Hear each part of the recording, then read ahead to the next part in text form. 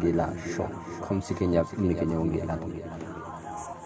Luqaas boqonnaa 8 lakkoofsa 24. Yommus bartoonni gara Yesuusitti dhiyaatanii dammaqsanii, Barsiisaa, barsiisaa, kan nu dhumuufi jedhani. Achumaanis dammaqee qilleensaa fi dha'aa bishaanichaa isaan hunkuraa ture san ifatee qilleensaa fi dha'aa bishaanii dhaabbannaan gabii guddaa isaaniif ta'e. Dhaloota wangeelaa akkam nagaa jirtu gurguddoo abboota koo, dargaggoo obboleettii koo, dargaggee obboleettii koo, mucoolii haadhoo koo.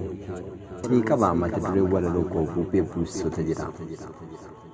Gaafa nagaan jiru nama qofaa miti kan nagaa weeddisu uumamni martinuu bakkuma jiranitti nagaan hoogganamu. Gaafa nagaan dhibee uumamni martinuu bakkuma jirutti dafee goolii uuma. Awwaarra boomamee miila namaa gaditti callisee jiraatu gaafa bubbee argatu lafaa ol ka'ee samii yaabe malee duumessa waaqarraa an ta'e malee jedhee biyya goolaa.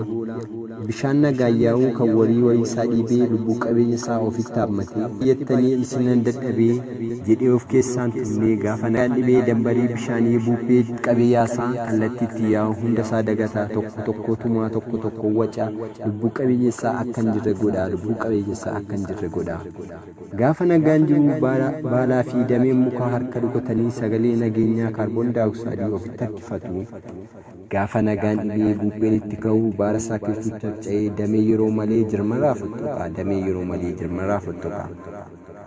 Egaa yaa sabaa egaa yaa biyyaa martuu nagaan qabu ejjennoo sirrii beekaa ta'u wallaalee of dudduuba dhoksee bubbeen hoogganamaa bubbeen hoogganamaa.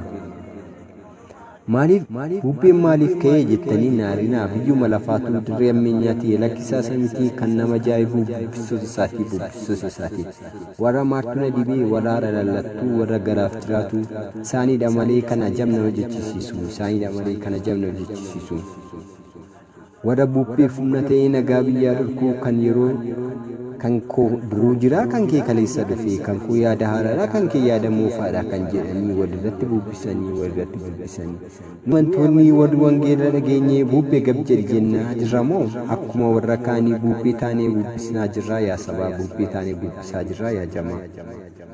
Silaa akka gooftaan nu barsiisee gab jedhi yaa bubbee jennee abboomni utuma qabnu siiqsinee iyyinee bubbee balaafamaa kan uumama diiguu nagaa irratti muunee garuu ofumaatii bubbeen bubbisuun isaa yeroo milkaanii baay'is goolii uumanii nagaa boorissanii uumama mancaasanii. Umurii hin qabanii dafanii bubbeen lafaa ka'ee humna isaa waaqarraa irra aanuun qabu bubbeen lafaa ka'ee humna isaa waaqarraa aanuun qabu. Qaqawweessi nagaa inni waaqaa ba'u sagalee tokkichaa gab jedhi yaa bubbee jedhee nurraa qabaan nagaa sadhuma hin qabneen deebisee nu hoogganaa nagaa sadhuma hin qabneen deebisee nu hoogganaa. Kanaafuu yaa namaa kanaafuu yaa biyyaa haala yeroo duukaa bubbisuu dhiisnee akka gooftaan nu barsiise nagaa wabii taanaa nagaaf wabii taanaa sagalee nageenyaa biyyatti labsinaa sagalee nageenyaa biyyatti labsinaa.